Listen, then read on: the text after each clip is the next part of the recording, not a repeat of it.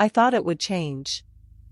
I need to start there, with the specificity of the thought, because the thought had a particular structure that I've come to recognize as one of my most persistent self-deceptions, the belief that something will change without any mechanism for change being present. The something was a person. The person was someone I loved. And the thing I thought would change, without a specific plan for how it would change or any evidence that change was underway, was the part of them that made the relationship consistently, quietly painful. I want to be careful here. Not every difficult relationship is the wrong relationship. Difficulty and incompatibility are not the same thing. Real love involves real work, and real work is sometimes genuinely painful, and the pain of working on something together is a different kind of pain from the pain of being fundamentally wrong for each other. I am not conflating those two things. What I had, with this person, I'll call him Ross, was the second kind. Not the difficulty of two people doing the genuine, hard work of being in relationship with each other. The difficulty of a fundamental difference in what we each needed from a relationship that could not be resolved by more effort or more communication or more goodwill. We had tried all of those things. They helped in the short term, and then the same difficulty reasserted itself, because the difficulty wasn't on the surface. It was structural. I knew this. I had, by year 3, enough evidence to know it. And I continued, for 18 months after knowing it, to stay in the relationship on the basis of the thought, it will change. The thought had a logic, and the logic is worth examining because I've seen it operate in many other people, and I think it's one of the most common engines of prolonged relational suffering. The logic was, the good parts are real. The good parts were real. I'm not rewriting this. Ross was genuinely loving in the ways he was capable of being loving. He was present in specific ways that mattered. The relationship had texture and history and real warmth. Those things were real, and they were worth naming as real rather than dismissing, because the impulse to make a clean story requires either erasing the good or erasing the bad, and the truth is usually that both were real simultaneously. The logic continued, if the good parts are real, they must be worth preserving. If they're worth preserving, I should try harder to resolve what's not working. If I try harder and it still doesn't resolve, then maybe I need more time. More time will reveal whether change is possible. The flaw in this logic is the gap between the good parts being real and the situation being changeable. Those are not the same thing. Something can be genuinely valuable and genuinely unchangeable.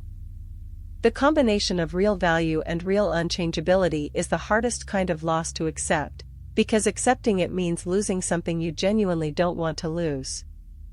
You're not walking away from something that was never good. You're walking away from something that was good and that is still not workable. I stayed 18 months on the logic of it will change. In those 18 months, Ross and I had essentially the same argument 30 times. We had it with different specific triggers, in different emotional registers, with varying degrees of resolution on the surface. The underlying structure was identical every time. The same fundamental difference, expressing itself through whatever the week's occasion provided. Recognizing that I was having the same argument 30 times was information. Real, specific, actionable information about the changeability of the situation. I received that information and recategorized it as, we haven't found the right way through it yet. There was no right way through it. The argument was structural. The structure was us. I left eventually. In the leaving, Ross said, with no unkindness, which somehow made it harder, I think we both knew this for a while. He was right. We both had. I'd just been waiting for the change that was never going to arrive. Hope is not a strategy. It is a feeling, a real and important one, but it is not a prediction.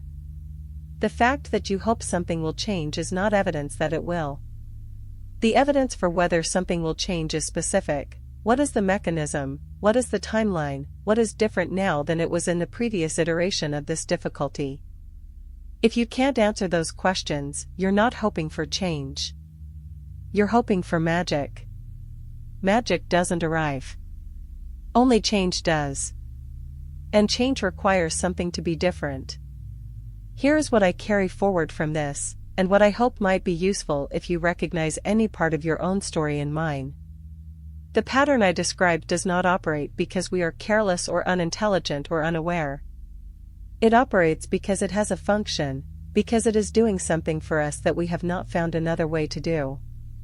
Staying in the wrong situation, staying silent when we should speak, not walking away when the door is right there, all of these behaviors persist because they are solving something, even if imperfectly.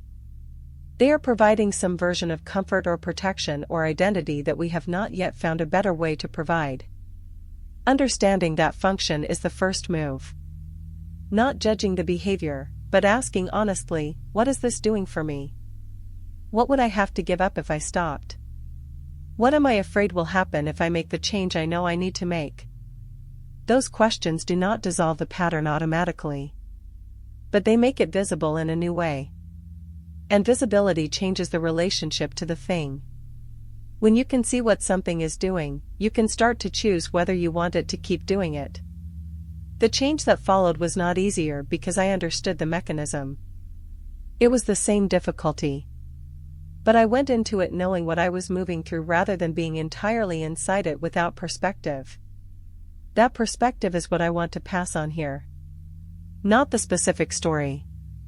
The structure. The shape of how we stay in things longer than we should, how we look away from things we can see, how we tell ourselves the thing will change without giving it a mechanism for changing. You are not alone in this. It is not a character flaw. It is how the human nervous system manages uncertainty and fear. But you can do something different. The doing starts with the looking. Look at it. Directly. Honestly. Without the story that makes it easier to carry. And then decide what you want to do with what you see. That decision, fully conscious and fully yours, is the only kind that actually changes anything. There is also something I want to say about the specific moment of turning toward rather than away, the moment when you actually do the thing you have been not doing. Because that moment has a texture that I was not prepared for, and that I think is worth naming so you know what to expect when you reach it. It does not feel like relief. Not at first. The moment of change, of finally having the conversation, or walking away, or saying the thing, or making the decision, often feels worse before it feels better. There is a period of acute discomfort in which the old equilibrium has been disturbed but the new one has not yet settled. You have stopped managing the avoidance, which means the thing you were avoiding is now fully present, no longer softened by distance. That period is real and it is temporary. I want to say both of those things with equal emphasis. It is real, do not be surprised by it, do not mistake it for evidence that you made the wrong choice. And it is temporary, it has a duration, and that duration is almost always shorter than the years of management that preceded it. The other side of that period is different. Not perfect, change does not produce perfection. But different in the specific way of someone who has stopped spending energy on maintaining something and can now spend that energy somewhere else. The ambient cost disappears. The weight that you had normalized as simply the weight of life turns out to have been specific and removable. I have felt that release more than once. Each time it is instructive about how much I had been carrying that I didn't know I was carrying. You probably know what you're carrying. You just haven't decided to put it down yet. When you decide, it will be hard first and better after. That is almost always the order of things. And the better, when it arrives, is real.